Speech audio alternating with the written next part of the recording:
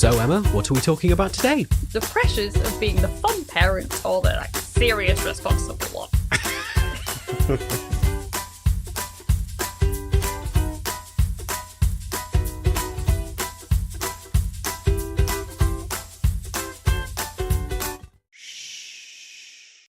Welcome back to the Crippen household. Here we like to unwind on sleepless nights to a wholesome mix of parenting stories, quirky humour and some cosy conversation. All about babies, toddlers and parenting with under fives. Yeah.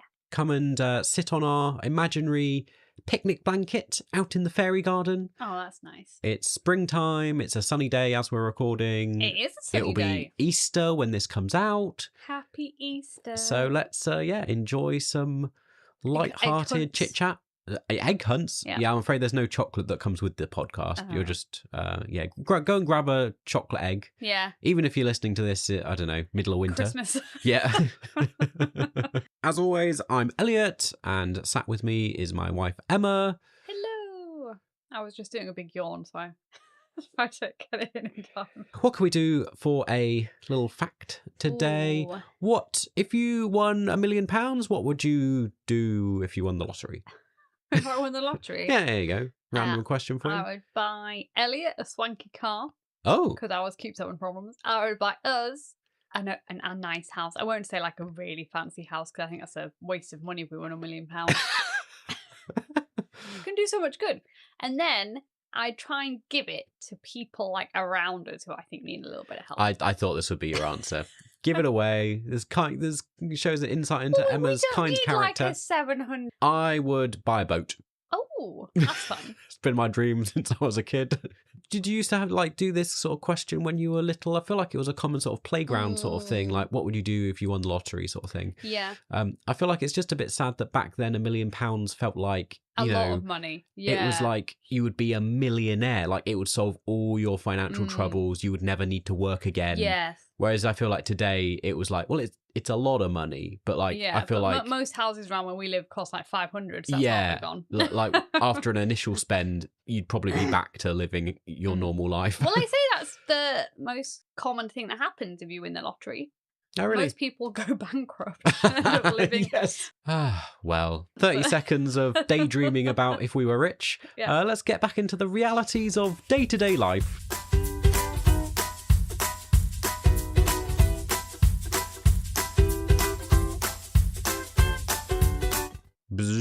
Ring! Ding, ding, ding, ding, ding. It's parenting achievement time. Parenting achievement time. You know what this segment is if you're a regular listener. What parenting thing have you unlocked this week? Parenting fail stories. Some little things that happened with Lola recently. I'm always amazed. We have remote for the TV. Yes. It broke and we bought another one.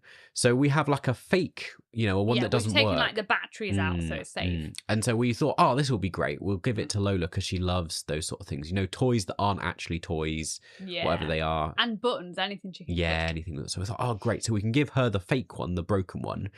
And but somehow she knows they're identical. Literally, the only difference, because one of them is older, the broken one, has a slightly more faint red button.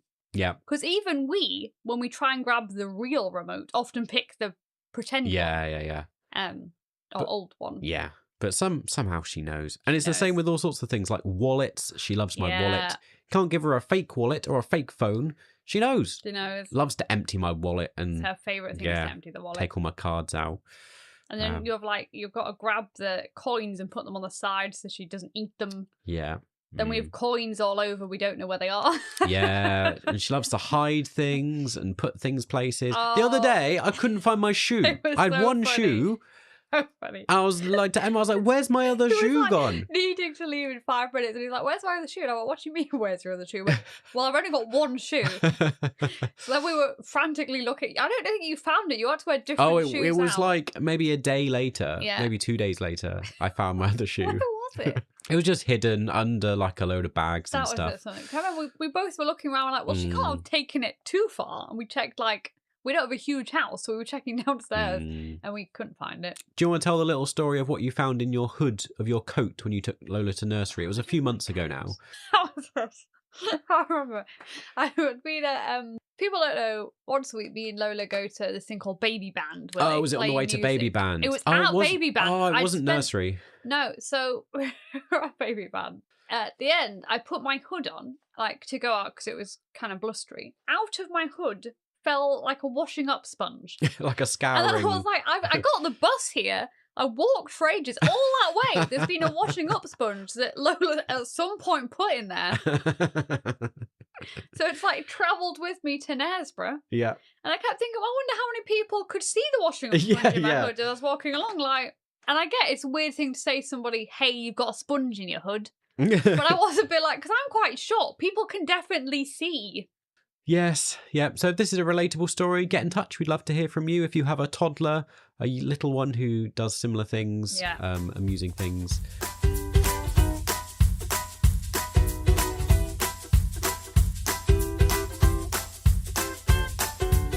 Okay, well, stop hunting for the things that your toddler has hidden around the house that you're desperately searching for, and let's sit in the sunshine on our picnic blanket and have some conversation today.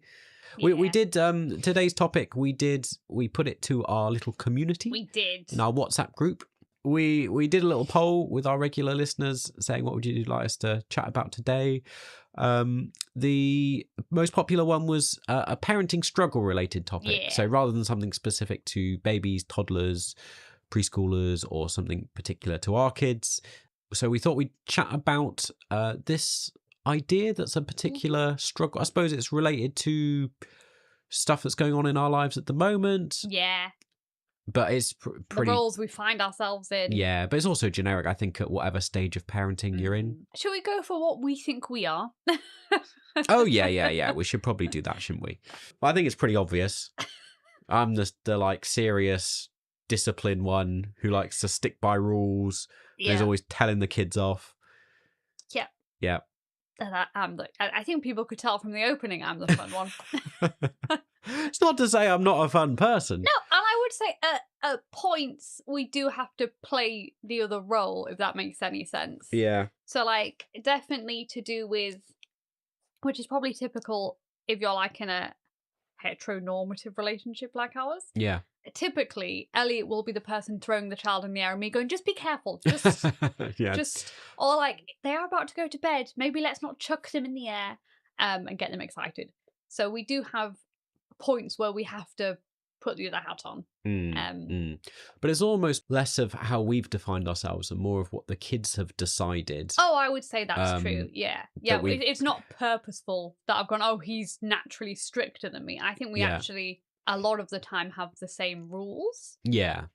Ideally, it's just who the kids kind of pick to be like, well... Because, like, we're going through a phase at the moment when they're all they're in a very mummy phase. Like, they all want... phase. Because they, like, see you as the fun one. They want you to do everything. I think they also just see me as the comforter. So if anything's wrong, they think mummy will be the person to solve it. Yeah. And, like, at the minute, Lily gets very... if you Elliot doesn't have to tell her off at the minute for her to come crying to me that daddy's told her off.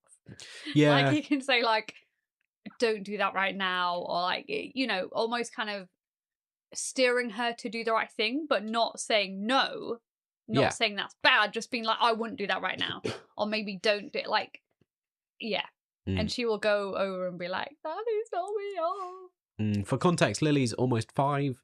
Yeah. So, like, it's frustrating because I know she's capable of, like, listening and following rules, and it's also fallen at the end of a term when she's particularly tired, so she's kind of, her emotions are quite heightened. Yeah. So it means a lot of stuff gets a reaction that wouldn't normally get a reaction, and therefore she's also more clingy with mummy because I think she feels she needs that support, almost like a crutch. Yeah. But it sort of reinforces everything, really, because I mean, it also means that they're happier with you. So, like, you do fun things with them. With me, because they don't want to be with me at the moment, this phase they're in, like, you'll leave me with them and they'll both be just screaming. Yeah. It's like at one point I was like, I think I'd like to have a bath by myself. And it's like, you can do that, but you will hear screaming. Like, are you sure you want to put yourself through that?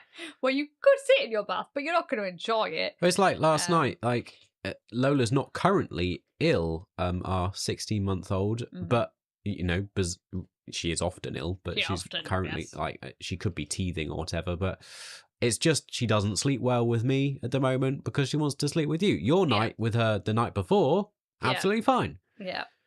With me, she's up all night. And she's not even in the bed. We don't know what point she works out I'm not with her. But, so if I put her down, she normally sleeps. I put her on the toilet at one point. She sleeps through till about 3. Then I put her in the bed and then she stays asleep, basically, till 5 or 6. And with Elliot, that's just not the case. She'll just wake up and moan and so it just reinforces, because if I have the kids and they're screaming, I've not had as much sleep. It just means I end up being like strict with them because I don't have as much patience. I'm not as into being in a fun mood with them because they're already playing up from the get-go. Or like they've already been like, well, we don't want to be with you. We want Mama to take us to school. We want like to go. Like Lola's running off to you because she wants you to feed her her bottle of milk. Yeah, and it's like, oh dear. I think that I don't know if we discussed favourite parent before, but maybe we should. Because it kind of veers into that topic of favouritism. Yes, we've touched on it before. And we also were discussing before we started recording about like default parent. Yeah. And I which think plays into this as well. With Lola, it makes sense because I do have more time with her. True. It is interesting, isn't it? Because I do think it's maybe a little less usual because you are the default parent, and as the mum and the wife, I feel like that often coincides with that role being being the strict one. Yeah, and then the dad is often the fun parent. Yes. I feel like that's stereotypically, at least certainly in like film and TV, that's how I've seen it presented, and how the narrative of life often tells us it should be or is. So I don't know if it's unusual, the fact that you are still, like, even though we share the parenting, you're still the default parent from the kids' perspective. Yes, yeah, definitely. Yeah, even though I think it's hard because a lot of the things they don't see is like Elliot helping wash up, Elliot helping clean, or Elliot helping cook. Yeah. And they don't consider that to do with them. Yeah. So they won't see that as like, oh, daddy did this for me. They just think somebody's done the washing up and cleaning. Like, they don't think about that. And like, whilst it would be easier for you to be with the kids every night, like we do the switching around where we take one night on, like each of us take a night with the kids each. So like we do share stuff out, but like, they see you as the default, but at the same time I'm also not the fun one. Like I feel like, I don't know, I think you are sometimes. Like, you're the chief swim person. Yes, swimming, but I would say, I don't know, it's because I see myself almost their like social, I don't know, secretary. Like, I'm the person who I'm like, well, I think it's also to do with sociability. So I often take them to fun things because I'm more sociable than you. So for instance, I'm like, well, there's a birthday party, and this is part of the mother's load, which isn't fair, but it's just how life is. Any birthday party, I'm the person who replies. Any clubs like ballet, and Lily's just started swimming, I'm the primary instigator and contact, and I go to that club with them normally. Lily's used to me taking her to ballet, me getting her ready for it and dropping her off. And Elliot could, it's just he's not as sociable, so he wouldn't enjoy it particularly.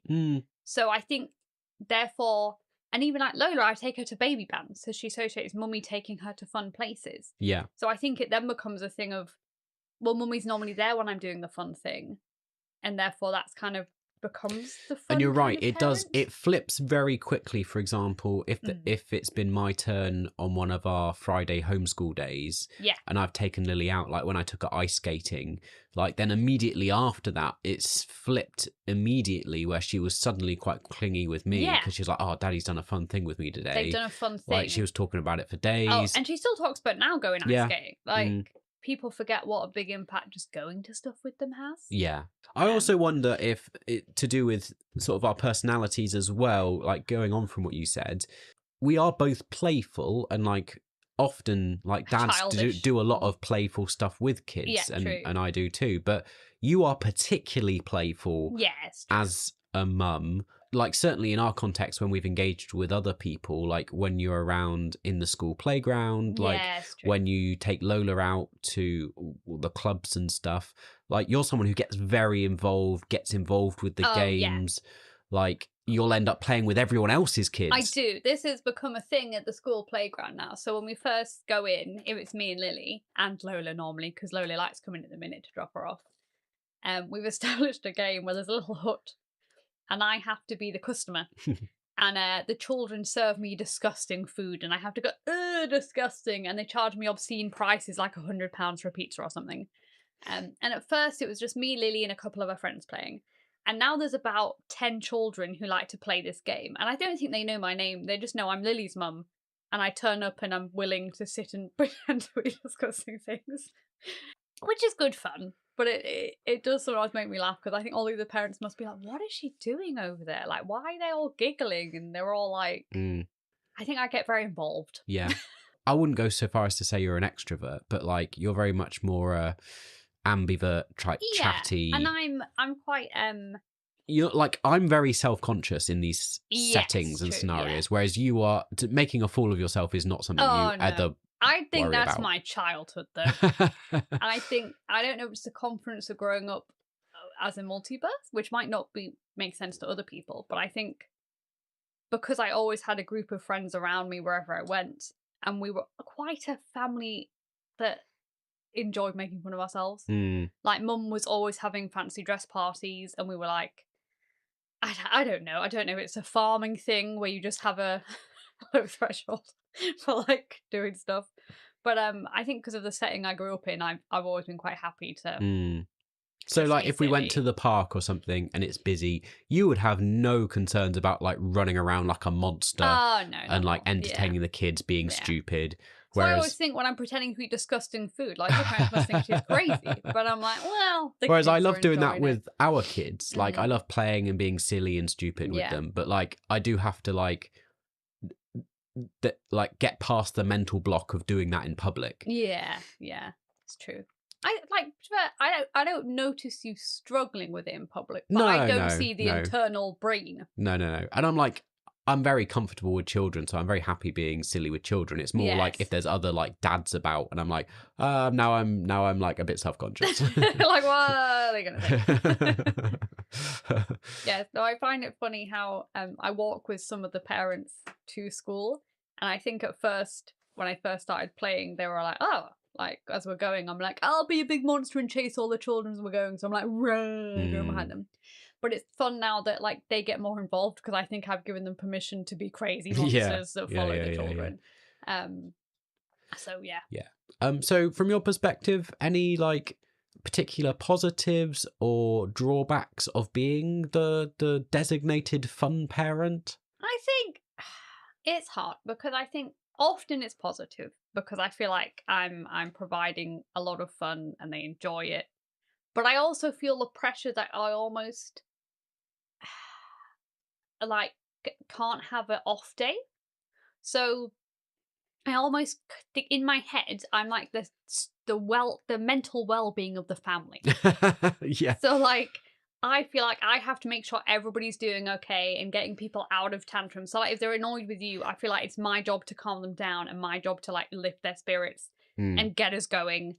So it's hard sometimes to be like on all the time, to be like, I will make this fun and I will do my best to make sure everybody else has fun. Like Laura was laughing the other day. I was on the phone to her. Your sister in my sister down south? In Plymouth, yeah. And I think I was shouting back to you, remember to have a little walk outside today if it's sunny, just take care of your mental health. And Laura was like, I like that's what you shouting, because she's a mental health nurse, so she was like, that's good. And I was like, oh, I generally see it as my job to try and keep everybody happy. And that's quite hard. But I mean, that is more of like a burden that's come on you, I suppose, more recently, like, because I've not been doing well with my mental health. Like, yeah, it's not a constant one. And I wouldn't say in a mean way, you're not always my priority, because often the kids are. Yeah. But I often try and juggle everybody and be like, I hope everybody's having a happy time. I'm trying to make sure everyone's in a good mood.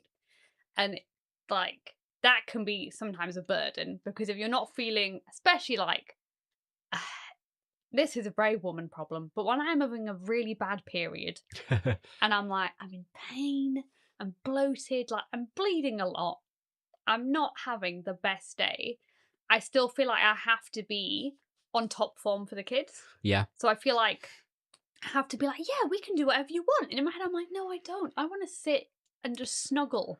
But you don't want to do that today. And Yeah. I want to be your biggest cheerleader. So whatever you want to do, I'm going to do what you want to do. I mean, I feel like that's just parenting all over, isn't it? It's yeah. just, there is no off days. No. Like, you're always a parent. And you get the double whammy of being the default parent and the fun parent, that they are then like super clingy with you all the time and want to do everything with you and like want you to take them places, want you to feed them, want you to cook. Started singing a song about blood because I was on my period. So she was in the bath and it made me laugh. But then I was singing a song about my own blood and I was like, I don't really feel great. But Lily was going in the bath, go, blood, lots of blood. And I was like, yeah. And for some reason, because she's very interested in periods, she finds it quite exciting. Yeah. And I was like, yeah, blood. Sounds a bit like the Potter Puppet Pals song, like Snope, Severus. That might be where she get the tune from, because I've shown her it before. It's very laugh when they're like, blood, lots of blood. And I was like, even when I'm bleeding, I'm trying to help her. When I'm like, yeah, okay, we'll sing a song about blood. Sure. That's what I mean. You're like, in all circumstances, a very jolly person. Yeah. I don't know what's wrong with me, but no. It's probably a good trait to have. I do worry sometimes that people go, oh, she's annoyingly happy. Like, she's annoyingly always, like, kind of chipper. Yeah. You know, because when people don't feel good, it's kind of worse if someone's happy. Oh, yeah. I mean, like, I have to live this one who's constantly happy. And she's always like, why are you so down and miserable? And I'm like, I'm not doing well. I'm allowed to not be doing well. And she's like, come on, cheer up, smile, be happy. Yeah. I think I struggle because I just don't get down particularly easily. So it fits with my personality. Did you always think you'd be the fun parent? Did you want to be the fun parent? I didn't think I would be. Ah. I thought I would be the serious parent. But I think that's because growing up, my mum was the serious one and my dad was the fun one. So I think in my head, I just thought that would be my role. And because you're quite silly. Yes, well, yeah, like when we were dating and stuff, I would be very silly. I was like, oh, he'll be the fun one. Yeah. And at the time, I was kind of like, oh, I don't really want to be the serious one, but I think that's who I'll have to be because I think that's what will happen. We did used to both be very silly. Yeah. So I thought somebody's going to have to be practical. Yeah, boy, has parenthood changed me. So should we talk briefly about next week? Because we're going into the Easter holidays and you're going away traveling solo with the kids. Oh, yeah. To France. I don't know why I've decided to do it. Once again, it was because I was being the fun parent. And I did warn you that it was a terrible idea. Yeah. But we'll see how it goes. But it does mean you will have to step up to be both fun parent and disciplinarian. Yeah. Any thoughts or worries or things about that? I'm not too worried because I've had to do it before. Yeah. But my main thing is that I feel bad at this because you haven't mentioned this, but if you're a solo parent, you have to be this all the time. Yeah, you have to be everything to everyone. Obviously, we can only hard. talk from our experience, like you say, of being a normal, like, couple. Partnership parenting couple, but like it must be hard if you're a single because obviously parent. You have to be the fun person and the serious person and everything in between. Where it's quite handy if you can split it sometimes. In my justification, it's a great chance to see their cousins, and Lily's so excited about going. She's been telling all of her friends she's going to France. And when we went for our first swimming lesson yesterday, she was like, we're going to see my cousins in France. So I think it'll be worthwhile and she'll enjoy it. And she loves seeing her cousins, but I might have a nervous breakdown. This is when you go, oh, you never see me unhappy. You might see me unhappy at the airport. With like, one of the kids is going running off. I have got reins for Lola just to try and keep her with me, but yeah, we'll see. And then people will find out how well it's gone, because if we book a summer holiday, it means it's gone okay. And if it hasn't gone okay, we will be staying in England for the summer, because it's our trial run of seeing how things go. We haven't talked much about you being the strict parent. Yeah, well, that's where we're going next. Oh, I thought we focused quite heavily on that. So if we switch.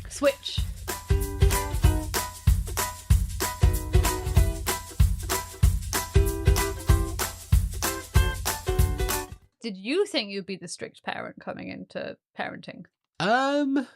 No, I suppose not. But I suppose I just assumed. I didn't imagine that we would particularly have those roles. I suppose I knew, like, particularly when kids get older, there tends to be a fun parent and a strict parent. Yeah, it's true. Yeah. I didn't imagine so much that it would emerge so quickly when kids are like babies and toddlers. That's true. Because you don't imagine that would like have as much influence yet, because the kids aren't they like when they can't communicate and they can't do stuff. Yeah. But like, just I suppose our parenting styles, I tended, even when the kids were babies, to be more strict about routines and structures. Yeah, I think that's true. I'm like more of a perfectionist. Yeah, and I don't mean that in a way that like bigs myself up. Like, oh no, I remember I used to like I would manipulate it a bit on like CVs where I'd put like, I have a great attention to detail, but in reality it's like quite a drawback of my personality that I'm like quite obsessive about things being perfect. Being right, yeah. I mean, it does have its pluses, but yeah. No, I suppose I assumed we would always be on the same page about everything all the time. And parenting has very much challenged that assumption. Yes, that's true. That, like, oh, yeah, we will have different opinions about, like, when we relax rules and when we don't relax rules. And, like, how I think you sometimes see things as, I don't know, more serious than I do. So I'm often like at the minute, Lily doesn't want to wear pajamas for bed. And I'm like, cool, just put a pair of pants on. Getting too hot. Whereas I'm like, no, this is the rule. We wear pajamas to bed. We will stand. It's a stalemate. We will sit here until, and I do this with Lola as well. Obviously, Lola can't like reason and fight back as much, but she's like has a little personality. Oh yeah. Where she's like just throwing stuff and playing, and I'm like, Lola, you got to put this on. We've got to go to bed. Yeah.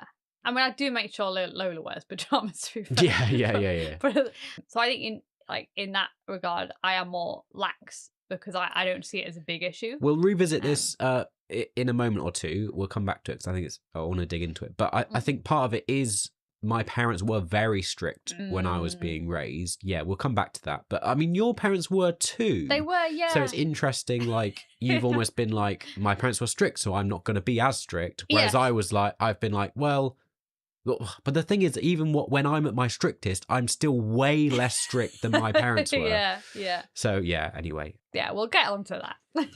Yeah, it is a bit frustrating because the kids go to you for everything. And like, particularly at the moment, because we're in this phase where they want you to do everything. Yeah. And as we've said before, because we do try to split parenting, that doesn't mean that you do end up doing everything. It just means I end up having a harder time trying to I think like pull my weight. Why you're stricter. I think you said that before, because you almost have to be, because I don't want to do stuff.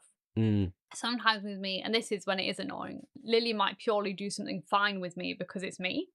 And I'm like, I haven't had to be strict because she just is like eager to please almost. Yeah, she'll do what you say. Yeah. Whereas like she has a very, what's the word? Like confrontational. Yeah, that's what I was looking for.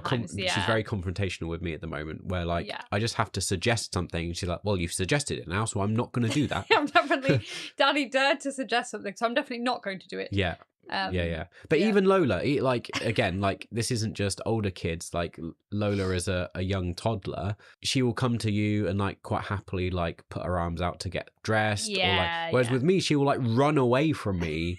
Or like I'll put my arms out to take her and she'll like shake her head violently like, no, I do not want Daddy. Yeah. And she understands enough now when I go, oh, Daddy's going to put you to bed. And she just goes, she shakes her head like, mm-mm. Yeah. And I'm like, no, he is. Mm-mm. And then she looks at me and gives me a smile like, please. Yes. And I'm like, no, it's not going to change what's going to happen. But yeah. Yeah. And even when she was a baby, like before she could communicate that much, you would just see it in the behavior that like we've said, she would like cry more with me or like be more unsettled. Or even like potty training. Yes. Like the days where she's with me, I would say she's almost potty trained. Like she's quite good at telling me, and if I put her in the potty, she doesn't fight. She just sits and does a wee or cries. Whereas with you generally sometimes have to force her on because she doesn't want to and just... Oh, yeah. She's not been doing well with me. We have accidents all the time. Yeah. And I'm just like, I don't understand... Which we did go through this with Lily, but at some points I'm like, but I don't understand how you can be so good. Yeah. You can do so well with Mummy. And then you're with Daddy and you're like, no, I'm just not going to do it. And I almost think it's a protest because she's like, well, I'm not with mummy, so I'm just not going to do anything that I'm meant to do. So I would say it's hard. I can't imagine there's many plus points to being the strict one. Does it mean you think they're better behaved? Well, they're not, though, are they? That's the problem. No, again, like it's more of like a long-term goal of like, well, these are the rules in our house, and then of course, fun parent comes in, and it's like, well, we're not gonna do those rules today. I think it does help in the long run, though. So it's helped like the kids. I say that it helps the kids like sleep on their own and get in a cot and that kind of thing. Yeah, but why have we managed that? Because strict parent has enforced those rules. But I would say Lola has done better after I started putting her in the cot. But it was mummy's fault we took so long to get her in the cot. Yes. Because it was for an easy life. True. Yes. So I'm very worried about when you come back from France after Easter. Because it will be strict parent that has to deal with everyone being out of a routine, out of a structure. I think I'm more worried the clinginess will have got to capacity levels. Because I think bedtime wise, Lola will be very happy in France because I'll be putting her to bed every night. So I think she'll stay in her cot and stuff. That'll be fine. I think when we get back though, she'll be like, well, I've had you for 5 days. You just put me to bed. Why would we change up a good thing in her head?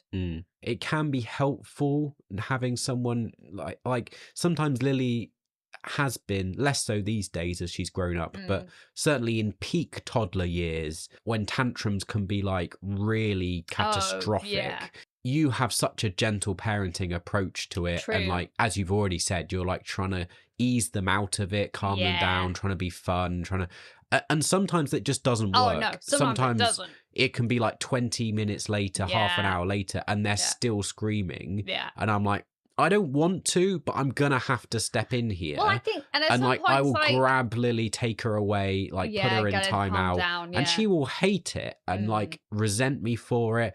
But she'll within 5 minutes she'll have calmed down because she'll have got it all out on me, and then often all it requires is her to like put all her anger against me and then give her back to you. Yes, and she'll be like calm instantly. Yeah, true. And I think sometimes I almost run out of resources where I'm like, we've been here for 40 minutes and I'm trying to be kind. Like I'm trying to do it the way they tell you to do it. Like I'm really trying to do there's fine to have emotions and we all feel like that sometimes. And you get to a point where you're like, but it's not working. It's not working. It's like she's still in this mood. She's still furious. Like I've really tried. And I remember I keep saying to her, like, I'm trying to be so nice. I'm trying to do this the right way and I don't know what else to do. So I think sometimes you need someone to take over and go like, that's not working. You're going to be here all day with them. And I think in that circumstance, it's when it can be helpful. Yeah. And it must be difficult if you are a solo parent or just, maybe you're away with the kids by yourself or whatever context. Yeah, true. But this is the long-term thing I talk about. Like with Lola at the age she is, being a bit younger, like you can't reason with her. And Lola gets very annoyed at the minute because she's on reins, but she won't hold my hand all the time. And she'll run off. But she gets very annoyed when she's walking near the road because I'm like pulling her in. And I know it's not the same as necessarily being strict, but I can see in her eyes, she's looking at me like, why are you doing that? Why are you being so mean? And I'm like, well, it's not safe. Like something's not safe. We can't let you just kill yourself. Yeah. Like, and it's about like introducing good habits. Yeah. So even if it doesn't work in that context, because you're right, like safety is a non-negotiable, but there's lots of things that are not non-negotiables. Yeah, it's true. But like the way I see it is I want to get into good habits early. Yeah, true. And like I start that very early with babies and toddlers, because it does help then for them to know where the line is and what the rules are. And I think kids so like often you'll be like boundaries often. They like true, to know at what point they can and can't do things, and like they like to test those boundaries, but it's good for them to have them. Like it's actually healthy to say this is a boundary. And it might just be our kids particularly that I think do it's not that they thrive with boundaries, like they are very structured based, but it's more that like they struggle a lot when there aren't boundaries. And so I often complain because you're like now and again want to give a treat or like give an exception to the rule, like I'm okay, like, it's a special tonight occasion. It's a weekend or a special occasion, you can stay up late or you can have an ice cream or like you can sleep in mummy's bed tonight or like as a one-off. And I'm always like, that's nice, I know you're the fun parent, but I know if you've opened the floodgate, you've opened the door to this scenario. And I think they come back the next night and they're like, I want to do that again. I want to do that again. Why can't I stay up late tonight? I also keep forgetting they're not at an age yet where they can understand exceptions that much. Yeah. And with Lola, you know, you do something once. And then, Lola's like, yeah. And Lily was the same when she was young. Yeah. You only have to introduce something once or twice, and like their routine, they can adapt to that so quickly. Yeah. This is what I worry about France, is because they only need a few days on a different cycle, a different structure, true. And then it's so hard to get them back into their normal routine. Well, I think this is why this is a separate thing, but I think that's why school holidays are hard. Oh yeah. Because as much as like Lily this last week has been like, I don't want to go to school, I'm like, having a thing to go every day to where you kind of know what's going to happen is quite good for her. But that's why nursery like is so much better, because it's less intensive. Yeah. But it is I mean, for us, because we do year round, not term time, it is the same year round, week after week. Yeah. She knows the pattern. Like from being a young baby, both our kids went to nursery from quite a young age. But they, even before they can communicate, they often know the days of the week based on their routine. Like they know this is a day I go to this place. And even like, because they know what happens on certain days. So like Lola knows we drop off Lily at ballet and she knows Grandad's normally there that day. Yeah. So in her head, when Grandad's not there, when we get to the library, she starts shouting Grandad because she's like, he's normally here. Yeah. And it then upsets them when their routine is broken. Yeah. Whereas like school is like such an intensive time. Yeah. And then whole periods of being nothing. Off. Yeah. Which is just the worst kind of cycle. System, yeah. Anyway. I was going to say, though, I think it's worked. Like, you being strict has made them nice children. Oh, like, yes. I suppose that is when, as the strict parent, I would say, and maybe that this is just because, like, I have been struggling with my mental health recently. I don't see the reward of it. Like, I do often think, like, what are we doing? I'm putting in all this effort. The kids don't like me. I'm being strict. They still don't seem to be following the rules. They still don't seem to, like, they will play us off against each other. Yeah, like, they will go to you. They will come and cry. Lily will come and say to you, can we go in the pushchair to school? Yeah. And then you'll turn to me and I go, no, you're not. You're walking because you're a 5-year-old. But she has been so much better at walking recently. Or like if they want a certain snack, like just before dinner, and they come to you and they're like, can we have a snack? True. And mummy goes, shall we ask daddy? And daddy goes, no, because we're about to have dinner and we've done this 100 times before and then neither of you eat your dinner. I would say I do feel like you often sidestep the problem by saying, let's ask daddy.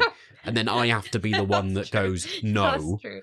When you could have just said no from the beginning. Well, I often do say no, but she wants the clarification that everybody said no. Like, you know what I mean? She's like, I want everyone to have, I want to have tried all options of no. Because I often hear her ask you, and you say no, and then she comes straight to me. Yeah. And I often go, well, what did daddy say? And she goes, no. And I'm like, well, then that's your answer, isn't it? Yeah. But the way she says it. Going back to your point, it is true. When this all pays off is when we, like, I don't know, meet people and they comment on, like, what good children we have, how nice they are. Well, it's like I always think we've never, touch wood, had a tantrum leaving the park ever. Yeah. And I think that's, I don't know if that's because just the way the kids are, or because I think they know boundary-wise, they're like, well, we're leaving. Yeah. We're not going to hang around. Like, we're just going to go. And not to show off, like, you know, we have our fair share of tantrums. Oh, yeah, just not around. Just, you know, over all sorts of things. Part of it is a natural development of, you know, young kids' emotions. But, yeah, it's true. Like, when you're deep in the sort of day-to-day of parenting, the relentless struggle, it's hard sometimes to see the big picture. And you do sometimes get those sort of moments where you can almost view your family from outside. Yes, and you go, oh, it is hard, but we're doing a good job here. We're raising it's actually looking like nice children. Pretty good. Yeah. Like, you know, like when you get to an age where you can like drop your kid off for like a play date, or like they go and stay over with family or someone else, or, you know, and then they come back and you say, oh, was it all right? Was it okay? And they're like, they were perfectly behaved. They were really polite and like had great manners. They were kind. And you're like, oh, it's just so wonderful. Yeah. Mummy went to parents' evening recently because poor Daddy was looking after Lolo. It was nice with her teacher that we were sat there and Lily was looking like an embarrassed little thing because the teacher was saying how wonderful she is at everything. And then the teacher was like, oh, but the most important thing is she's a real asset in class. And I was like, oh, okay. And she went, any child that's upset, she will sit with them, she'll comfort them. She was like, she will like see somebody needs help and she will go and help them. Or if somebody doesn't understand, she'll try and help them understand. Like she was saying how kind she was. And I was saying that's so good because you don't always get to see your child behaving that way. Because we don't often go into situations where she's around other children that she needs to help or... It's particularly nice because if you've listened to, like, chronologically the last episode that came out, we chatted a bit about values we're hoping to instill in our kids. And one of your core values was about kindness and empathy. So then when we had parents evening, like the week after, I was like, that is great.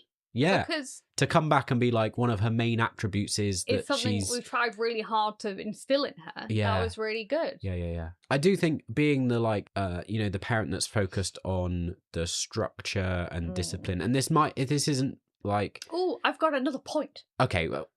But try to say it for One a second. What was I saying? Because when we'll go off on a tangent. Focused on more structure-y thingies. Yeah, like it might be like almost self-imposed, and this might be more of an anxiety sort of induced part of my personality. I do get very caught up in the organizational. I know you do a lot of the organization, but like the organizational part of life as a parent, where I'm constantly worrying about like the rules and the structure and so like it gives me anxiety attacks thinking about your time in France because you've described some of the things you're going to do which are just so totally out of our normal routine and structure. I'm not even going to be there. No, he's not going to be there. And like it gives me anxiety thinking about how I would cope with taking the kids on trips and how to keep everything manageable. And like that's always the top of my mind is like when we're invited to a party or something, you're always like, this is gonna be great fun. I'm always sat thinking about what about the naps, what about afternoon, that's not going to be a great time for them. We're going to have to come home early. I hope they get enough food when they're there. Like it's those practicalities that I'm quite strict about, which you're quite happy sometimes to be a bit more spontaneous and flexible. What I was gonna say. Yeah, what was your point? I think at one point where our roles reverse is with like education. Right. So with like Lily, I'm like, we are reading the book you've been sent home from school. So when it's mummy's night to do bedtime, we will have to read that book. Yes. And I am open to her saying to me, oh, I don't want to read that book. I'm like, well, you don't have to read that book, but we're reading our book. We are reading a book every night before bed.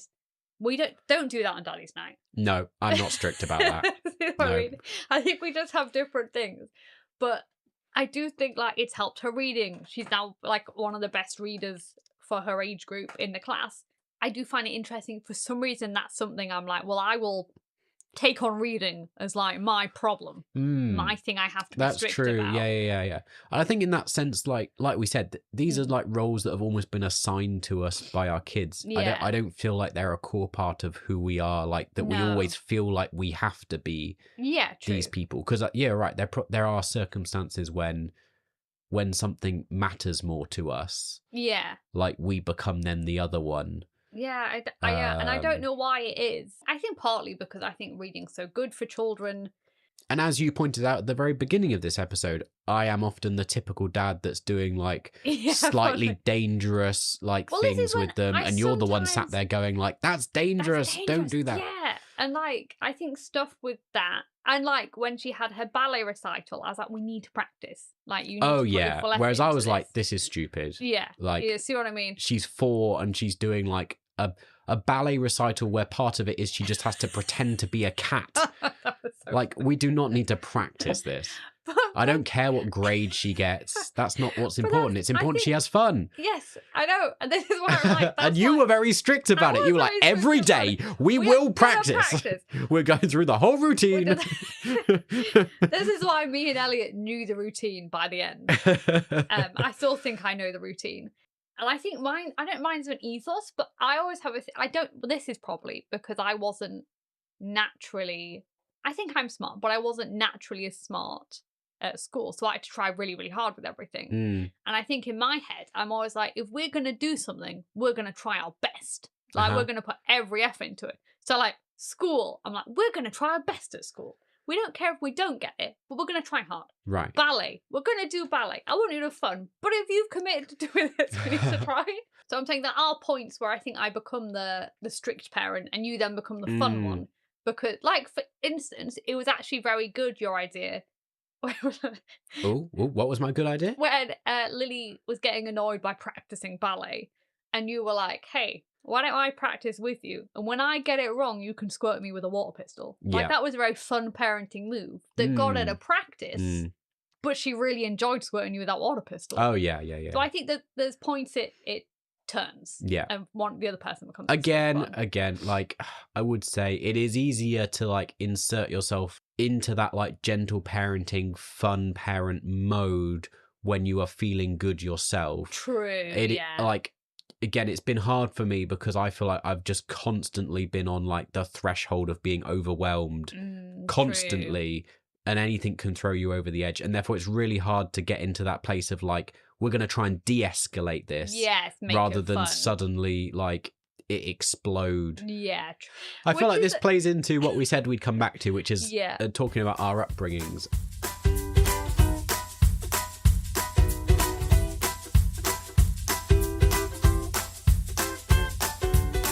Okay, so you've already said your parents had a more typical... You had one fun parent and one more serious parent? Yeah, definitely. Yeah. And you were saying about how, like, doing your best, and that because that was instilled in you growing up? I wouldn't say it was, especially. I don't think my parents really cared what grades I got. They did want us to try hard. Yeah. But they didn't, like, go, you have to get this grade or you have to be wonderful. It was just... I think, I don't know why, me and my sisters were very, well, other than Laura, if you hear this, you know you weren't self-motivated. That was the only one. She was the only sister my mum had to force to work. Yeah. So when Laura complains about her son Adam not trying hard, you can't say anything, Laura. Okay, but this is really interesting because this plays into why I think you're doing it wrong. Because you've just highlighted the fact that your parents were very relaxed about it. They were very and it was your self-motivation that enabled you to do your best. Yes. Whereas my parents were the opposite. I had a lot of external pressure. Yes. I think often the easiest way to describe it is, like, my parents were very much like typical Asian families you see in, like, stereotypical films and TV, where, like, 100%. I'd huge amount of, like, academic pressure on me to perform and do everything well. That meant I had no self-motivation. All of my motivation was an external thing. Yeah. And so, like, I now have, like, a kind of crippling sense of perfectionism, but very little self-motivation. Yes, true. True. And so when I'm raising our kids, like, I'm trying to do the opposite of my upbringing and you're trying to do the opposite of your upbringing. Yes, true. And so we're now in the reverse roles. But you're right in that, like, my mum did, I think they just did it in a good way. So, like, we were read to every night. I don't remember learning to read, but it must have been young, because I remember mum felt good that it was one of the only things, if people don't know, we were quadrupeds, and because we were premature, we were behind at everything. Yeah. But the one good thing we could do was we were very good at reading, because mum did read to us every night. So I think that's probably why that's instilled in the reading. I would say, like, genetically, you do seem all very disposed to excel at languages. That is true. It could just be a thing. Yeah. I think that is true. That's probably where I got that from. But you're right in that I had very little pressure to ever do anything. So, like, we did do ballet, but that was for fun. And I do remember practicing for tests, but I mean, like, there was never like a lot of people have said to me, what did Lily get in ballet? I'm like, I don't know. Yeah, we're not that because we're not like I said, I want her to do her best, but I don't mind if she's not the best. I don't want there to be pressure on Lily so that she can find her joy and then have self-motivation to do well. Some of this stuff is not going to, like, flourish through being strict about it. Yeah, true. Like, it will be, as we discussed last week, it's like, it's value-based, and you just hope that through the values you're instilling, some of this stuff will emerge. Yeah. Yeah, like I don't want to have to chase them to do their homework. Yeah. I mean, it's hard because both of us don't really agree with homework. Yeah. So we'll have to, because I know like they would get in trouble, but I would be like, not the worst thing in the world, but yeah. Again, as we were discussing like a few days ago or so, like when I was growing up, I did do a lot of clubs and stuff. Like I played 3 musical instruments and had lessons for that every week. I went to orchestra. I swam competitively and had training sessions 5 times a week. I did band after school. Did like an extra GCSE, which meant I had to do like one of them after school. And then like at one point I did drama and then dropped that, and then goodness me, there's a lot of stuff. Whereas like, I did an extra GCSE, but that was entirely because I wanted to. Because I was like, I don't know what's wrong with me, but I was like, if I can get another GCSE, I might as well get it.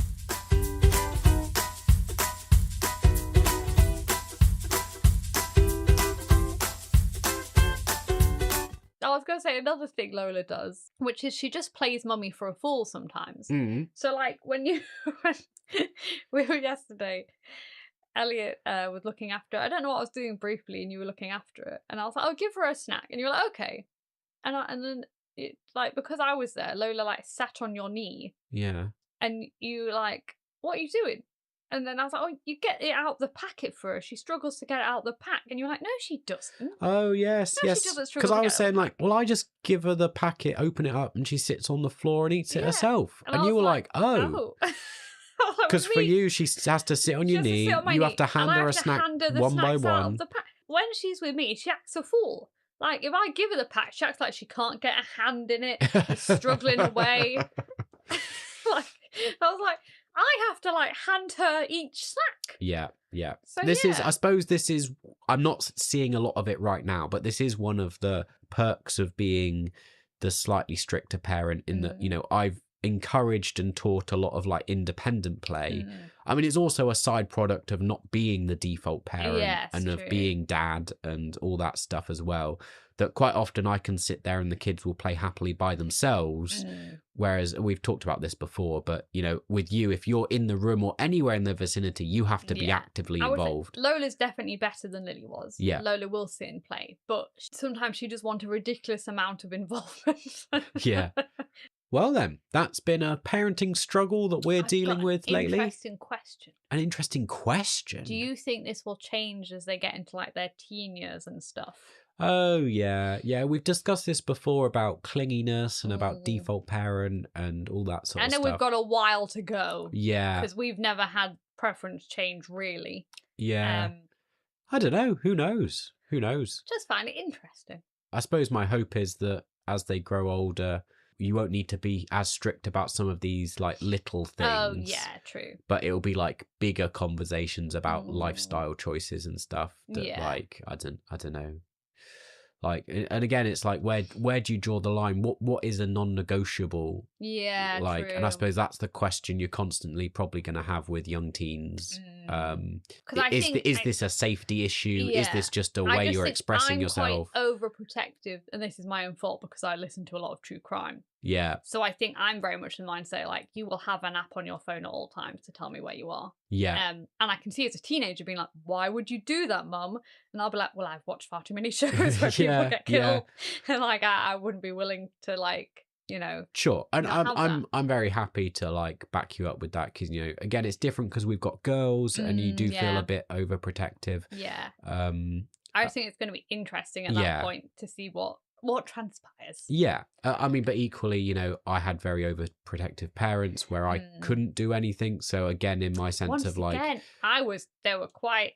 Like, I remember but it's different because there was 4 of us. So they were like, all 4 of you can go get the bus into town together. But I think, yeah. So like, again, I'm very keen to give them the freedom and space to, go and do stuff by themselves. But yeah, we'll have to navigate that challenge when we get to it. But you can see, if we still have this podcast by then, and they're young teenagers, you can hear how I'm It's the ongoing struggle. Yeah. We can only talk about what we know at the moment. Yeah. And there we go. So thank you for joining us on our picnic blanket out in the sunshine, the spring, love a bit of sunshine. Easter fairy garden. Lovely. Yeah. Do let us know what you've thought of the things we've said. It's one of you the meanie and one of you the fun one. Yeah. I suppose we can't rule out that even in, like, as you say, like a heteronormative relationship with a mum and a dad, that you still don't end up with one parent that does all the roles and one that just does nothing. Well, that's true. Yeah, that's still a possibility. From a lot of women we know, that still is what happens. yeah. But anyway, we'd love to know. Get in touch with us through all the usual means on social media, all the stuff, links on our website. Join us in our little WhatsApp group if you want to chat about it directly with us and with the other listeners to the podcast. All the stuff you can find in the links down below, www.karosmovement.org.uk/don't wake the baby. I was waiting for the /. Yeah. I don't know why I always find that amusing. And we're at don't wake the baby _podcast on social media. The millennial ones people use. Time to sign off. Come back next time. Don't wake the baby. God bless, sleep well. Auf Wiedersehen. Au revoir. Come on, let's go through all the languages. Adios. Ciao.